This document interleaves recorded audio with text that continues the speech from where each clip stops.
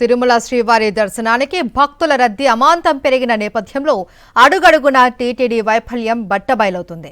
సర్వదర్శనం టోకెన్లు జారీ చేసే కేంద్రాల వద్ద టీటీడీ నిర్లక్ష్యంగా వ్యవహరిస్తుంది. ఖచ్చితమైన సమయపాలన పాటించడం లేదు. నిఘా నేత్రాలు ఉన్నప్పటికీ టీటీడీ విజిలెన్స్ అధికారులు నిద్ర మత్తులో తూగుతూ ఉన్నారు. వాస్తవాలు చూపించే మీడియాపై పచ్చ మీడియా ఎదురు దాడి చేస్తుంది.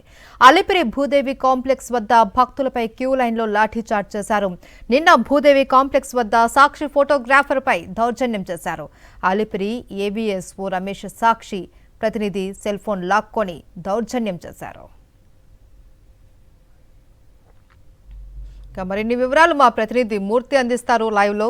మూర్తి,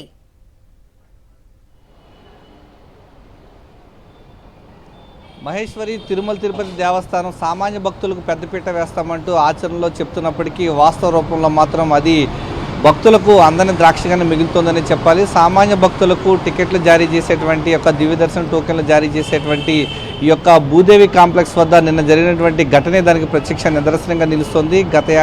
ఈ ఏడాది వైకుంఠ ఏకాదశి సందర్భంగా జనవరి 8వ తారీఖున జరిగినటువంటి తొక్కిసలాట ఘటనలో 6 మంది భక్తులు కోల్పోయిన తర్వాత టీటీడీలో చాలా ప్రక్షాళన చేపడుతున్నాం, దీనికి సంబంధించి రాబోయేటువంటి వైకుంఠ ఏకాదశికి సంబంధించి ప్రత్యేక ఏర్పాట్లు చేస్తున్నామంటూ పదే పదే చెప్తున్నప్పటికీ నిన్న జరిగినటువంటి యొక్క ఘటనతో వీరి యొక్క వైఫల్యాలు మరొక్కసారి తేటతెల్లమైపోయాయి. వైఫల్యాలను ఎత్తి చూపుతూ వాస్తవాలను చూపించే ప్రయత్నం చేస్తున్నటువంటి సాక్షి మీడియా పైన ఎల్లో మీడియా విష ప్రచారం చేస్తూ పైశాచిక ఆనందాన్ని పొందుతోంది.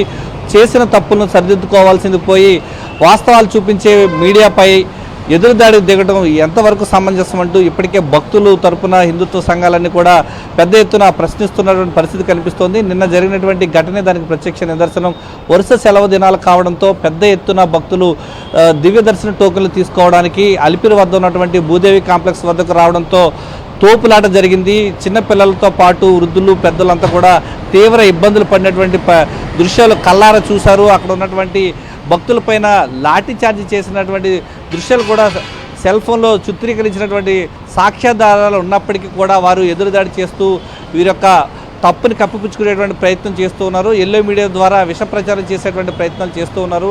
వాస్తవాలు చెప్తున్నటువంటి సాక్షి మీడియా పైన వారంతా కూడా తప్పుడు ప్రచారం చేస్తూ వారి యొక్క పైశాచిక ఆనందాన్ని పొందుతున్నారు. ఈ యొక్క ఘటనల పన్నిటిపైన కూడా రాబోయేటువంటి వైకుంఠ ఏకాదశి ద్వాదశి సందర్భంగా ఇప్పటికే ఆన్లైన్లో టికెట్లు జారీ చేసి ఆఫ్లైన్లో దూరం చేయడం జరిగింది. భక్తులు ఇప్పటికీ పెద్ద ఎత్తున ఆగ్రహంతో ఉన్నారు. ఇలాంటి ఘటనలు పునరావృతం కాకుండా ఉండాలంటే టీటీడీ ప్రత్యేకమైనటువంటి చర్యలు చేపట్టాల్సిన అవసరం ఎంతైనా ఉంది. Maheshwari. Right, thank you Murthy.